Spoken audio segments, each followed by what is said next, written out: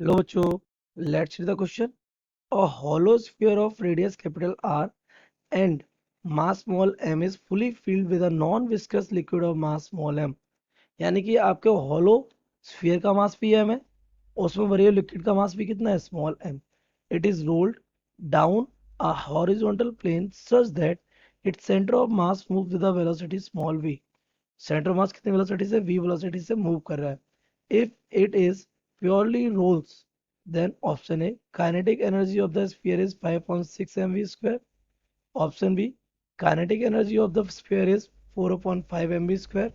Option C, angular momentum of the sphere about the fixed point on the ground is 8/3 mvr. And option D, angular velocity of the sphere about the fixed point on the ground is 14/5 mvr. So let's see the key concept of this question.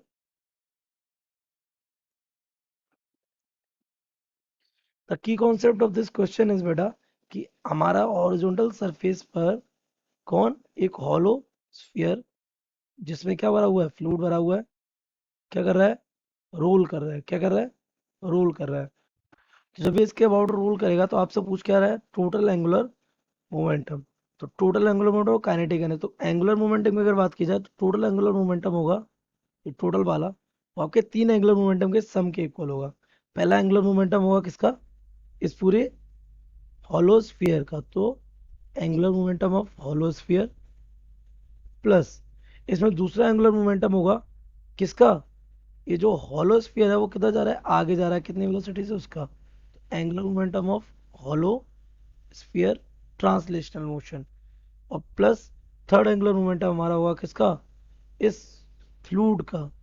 तो it is fluid और किसकी वजह से, translational motion की वजह से. तो ये हमारा क्या है, आपका टोटल एंगुलर मोमेंटम. तो नाउ फॉर काइनेटिक एनर्जी की बात की जाए तो काइनेटिक एनर्जी जो हमारी होगी इसकी total kinetic energy will be the sum of, इसके पास दो तरीके काइनेटिक एनर्जी हुई. One is rotational kinetic energy and first second is translational kinetic energy. तो ये इस तरीके से क्या निकलेगी काइनेटिक एनर्जी. तो सबसे पहले बेटा क्या चेक कर लेते हैं इसके angular moment, total angular momentum को. तो total angular momentum will be given by L T is equal to, सबसे पहले हो जाएगा हमारा आई ओमेगा जो ये हमारे हॉलोस्फीयर का होगा, प्लस हमारा दूसरा कौन सा था, हॉलोस्फीयर की ट्रांसलेशन. तो ट्रांसलेशन कितनी वी वेलोसिटी चल रहा है, हॉलोस्फीयर का मास कितना है, small M. This becomes M we.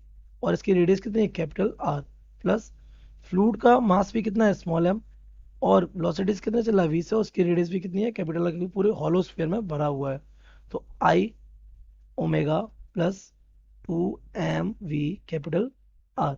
Now for hollow sphere, hollow sphere के लिए जो हमारा आई होता है, that I is given by 2/3 mr square.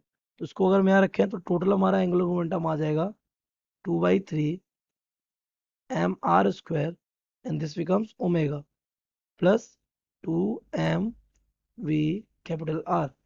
Are common लेने के लिए ओमेगा को कन्वर्ट कर देते हैं. This becomes M R square और omega will be V by R plus 2 mv R. एक आर से एक आर क्या हो जाएगा, cancel.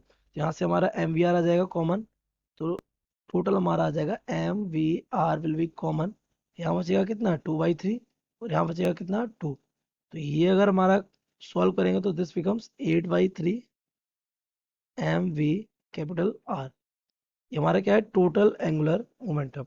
Now for the total kinetic energy, for kinetic energy, तो अगर हम काइनेटिक एनर्जी निकालेंगे टोटल, तो पहली काइनेटिक एनर्जी हमारी कौन सी आएगी, रोटेशनल काइनेटिक है. तो that is given by half I omega square और plus second will be half M V square. और हमारे स्फीयर का मास कितना है, 2m. क्यों, क्योंकि इसमें एम मास है हॉलो स्फीयर का और एम किसका है, फ्लूइड का. तो दिस विल बिकम 2m और दिस बिकम्स वी स्क्वायर. तो ये हमारा हाफ. अच्छा आई अभी भी हमने बताया आपको 2/3 mr स्क्वायर होता है, ठीक है. दिस बिकम्स ओमेगा स्क्वायर और प्लस हाफ ये 2 mv स्क्वायर. तो ये 2 से 2 क्या हो जाएगा, कैंसिल.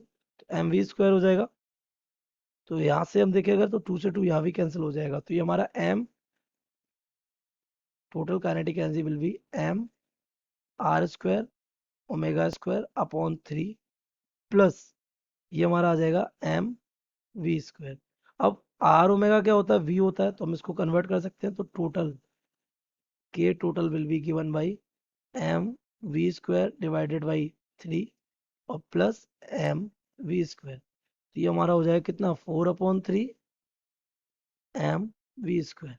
ये हमारे क्या आ गई, टोटल काइनेटिक एनर्जी। तो अगर हम अपने ऑप्शंस को match, kinetic energy of the sphere is 5.6 mv square या काइनेटिक एनर्जी ऑफ स्फीयर 4/5, तो क्या 4/5 है, नहीं। तो ये दोनों स्टेटमेंट हमारे कैसे हो रहे हैं, incorrect. C angular momentum of the sphere is 8/3 mvr, क्या एंगुलर मोमेंटम हमारा 8/3 mvr, yes, angular momentum is 8/3 mvr, so option C is correct. We can say the correct option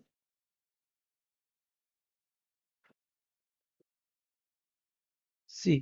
I hope you have understood it well. Best of luck.